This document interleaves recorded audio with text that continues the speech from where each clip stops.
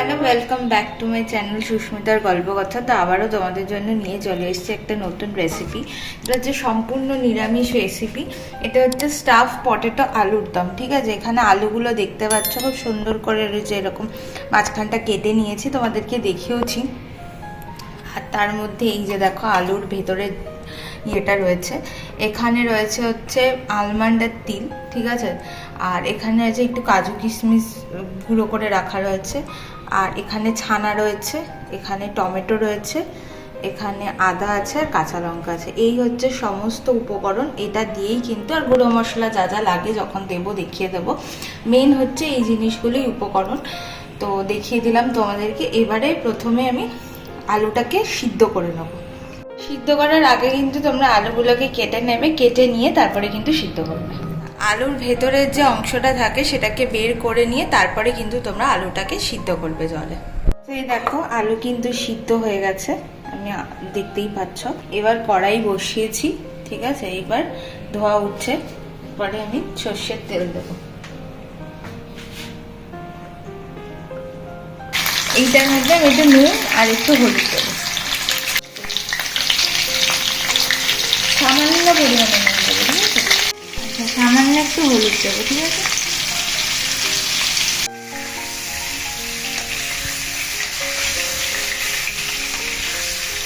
এটাকে কিন্তু একটু লাল লাল করে ভাজতে হবে।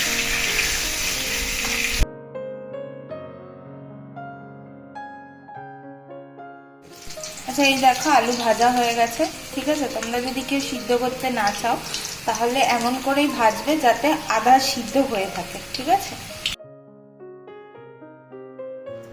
আচ্ছা, পুরটা বানানোর জন্য আমি প্রথমে একটু জিরে ফোড়ন দিয়ে দিলাম, দিয়ে এই আলুর যে ভেতরের অংশটা আমি বের করে নিচ্ছি সেটা আমি দিয়ে দেবো। ভালো করে ভাজতে হবে, ঠিক আছে।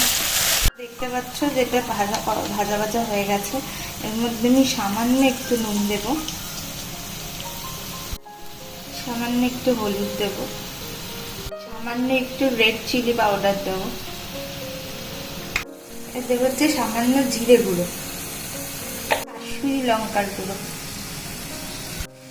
এবার দেবো হচ্ছে একটু চিনি।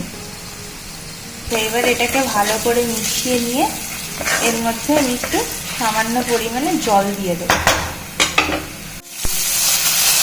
তার মধ্যে কিন্তু সামান্য একটু চিনি কিন্তু দিতেই হবে। কেউ যদি মনে করো যে আমি একদম চিনি দেব না, সেটা কিন্তু করলে হবে না, এটাতে কিন্তু একটু চিনি দিতেই হবে।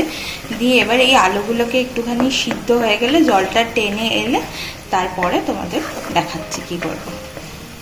জলটা কিন্তু টেনে নিয়েছে আর আলুগুলো কিন্তু পুরো সিদ্ধ হয়ে গেছে। এর মধ্যে আমি দিয়ে দেবো হচ্ছে ছানাটা আমি এর মধ্যে দিয়ে দিব।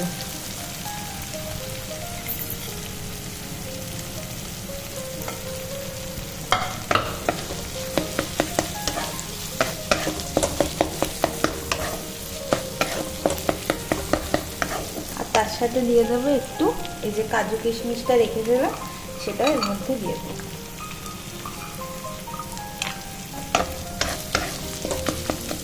পুরটা যত সুন্দর হবে বানানো, খেতেও কিন্তু তত সুন্দর হবে।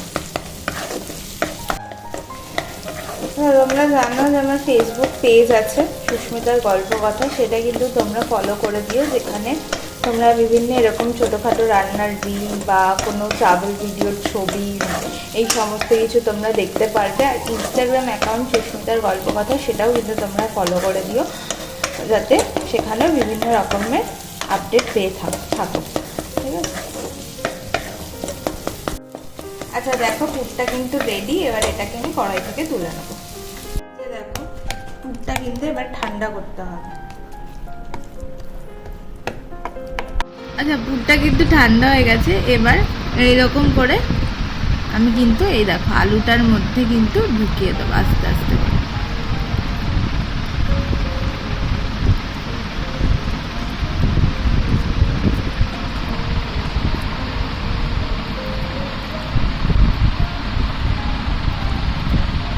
পুরো কিন্তু পুরটা দিয়ে কিন্তু মুখটাকে বন্ধ করে দিতে হবে, যাতে যেন কোনোভাবে আর পুরটা না বেরিয়ে আসে।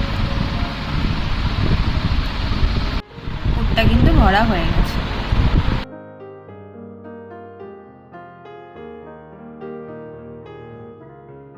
দেখো আলুতে কিন্তু স্টাফ ভরা কিন্তু পুরো একদম হয়ে গেছে, স্টাফিং ভরে দিয়েছি। দেখো সবকটা আলু কিন্তু রেডি। এবার তোমাদেরকে গ্রেভিটা বানিয়ে দেখো। গ্যাস জ্বালিয়ে দিয়েছি, এবার আমি কড়াইয়ে তেল দিয়ে দেবো গ্রেভিটা বানানোর জন্য।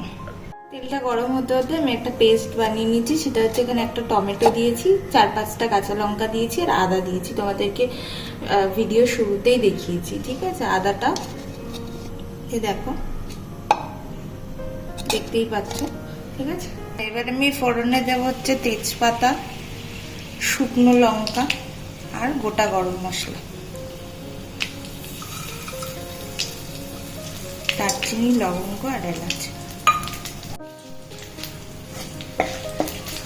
একটা ফোড়নের একটা সুন্দর গন্ধ বেরিয়েছে। এবার আমি ওই আদা, কাঁচা লঙ্কা, টমেটো পেস্টটা দিয়ে দেবো।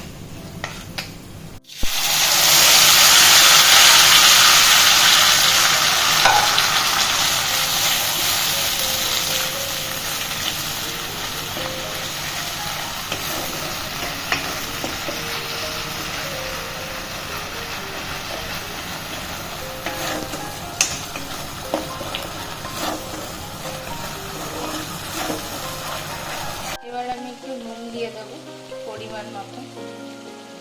এবার দিয়ে দেবো হচ্ছে হলুদ গুঁড়ো, এবার দিয়ে দেবো হচ্ছে জিরে গুঁড়ো, কাশ্মীরি লঙ্কার গুঁড়ো।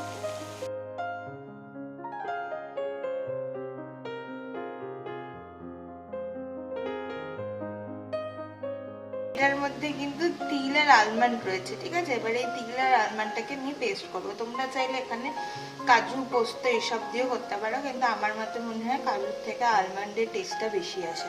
তো সেই তিল আমি এখানে 1 চামচ নিয়েছি আর আলমন্ড এখানে 15 থেকে 16টা মতন রয়েছে, ঠিক আছে? আলমন্ড আর তিলের পেস্টটা দিয়ে দেবো।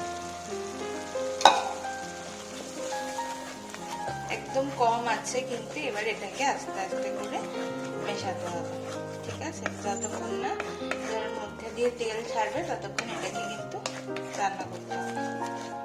দেখতে পাচ্ছ তেলটা ছেড়ে দিয়েছে, এরপরে আমি এটার মধ্যে জল দিয়ে দেবো।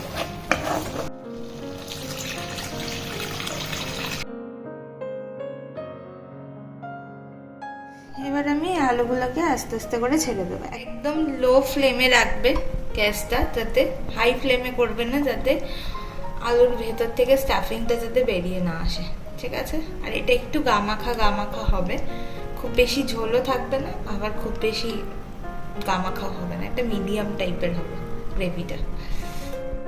পটেটোটা তোমরা পোলাও দিয়ে খেতে পারো, ফ্রাইড রাইস দিয়ে খেতে পারো, রুটি দিয়ে খেতে পারো, পরোটা দিয়ে খেতে পারো। ভাত দিয়ে খাওয়া যায় না, কিন্তু এই সমস্ত আইটেমগুলো দিয়ে কিন্তু তোমরা খেতে পারো। রান্না অলমোস্ট শেষ। এবার আমি একটুখানি শাহি গরম মশলা একটু ছড়িয়ে দিলাম। একটুখানি রেখে আমি নামিয়ে ফেলবো।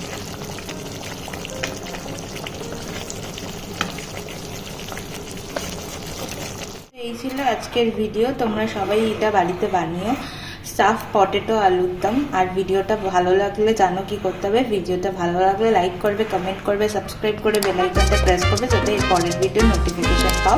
তো চলো সবাই ভালো থেকে সুস্থ থেকো, টাটা।